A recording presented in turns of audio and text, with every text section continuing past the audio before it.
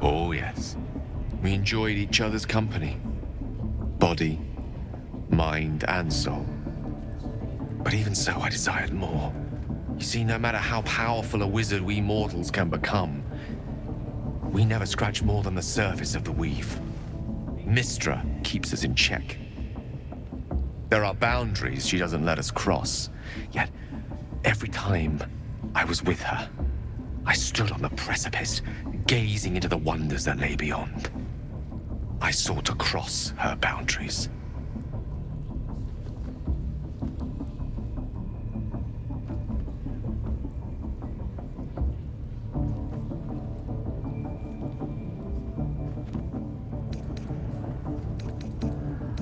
I tried to convince her. I pouted. I pleaded. Swore my ambition was only to serve her better. She only smiled and told me to be contented. Inconceivable as it seems to me now, I shared a bed with a goddess, yet I wasn't satisfied. So I sought to prove myself worthy to her instead. We come now to the crux of my folly. Shall I share the story behind it, or would you rather head straight to its sordid finale? Very well. Here goes. Once upon a very long time ago, a mighty lord lived in a tower. A flying tower, to be precise. I'll save his history for another time, but the gist of it is that he sought to usurp the goddess of magic so that he could become a god himself. He almost managed, but not quite. His entire empire, Netheril, came crashing down around him as he turned to stone. The magic that was unleashed that day was phenomenal. Roiling like the prime chaos that outdates creation. Even the weave itself could not withstand the onslaught. It fractured, then shattered, and all magic was lost to the mortal realms, until the day Mystra returned. She restored the weave, reuniting all its scattered shards. Or so I thought. Until, in the course of my studies, I learned of a book. A Netherese tome in which a piece of the fractured weave had been sealed beyond her reach. What if, I thought, what if, after all this time, I could return this lost part of herself to the goddess?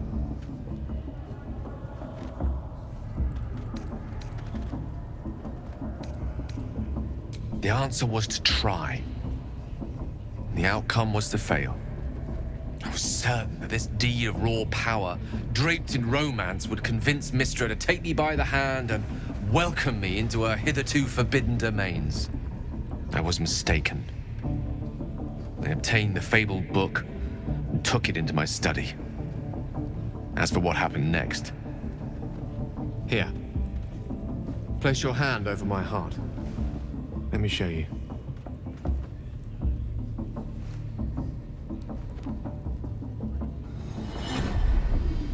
You feel the tadpole quiver as you realize Gale is letting you into the dark. You see through Gale's eyes, staring down the corridors of a dread memory. Bound and suddenly opened. Inside there are no pages, only a swirling mass of blackest weave that pounces. Its teeth, its claws. It's unstoppable as it digs through and becomes part of you. And gods, is it ever hungry?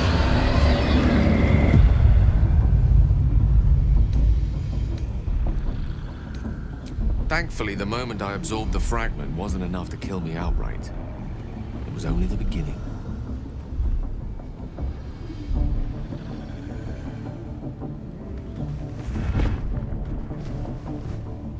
This Netherese blight, this orb, for lack of a better word, is balled up inside my chest. And it needs to be fed. As long as I absorb traces of the weave from potent enough sources, it remains quiet. Were it ever to fully destabilize, however.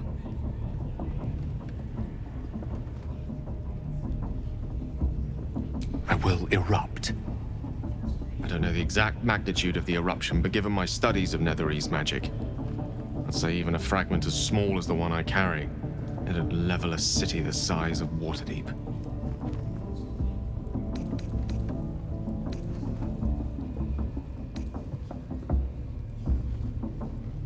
I know. All of this. It must feel like a betrayal. Say the word, and we'll part ways.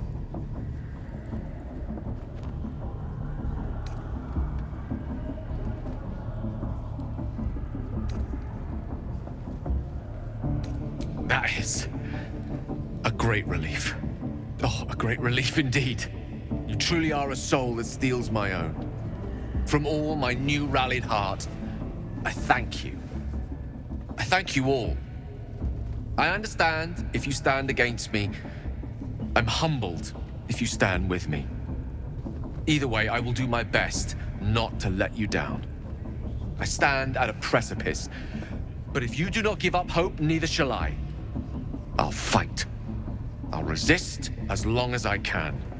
Now, even I am tired of the sound of my own voice. Let us venture forth.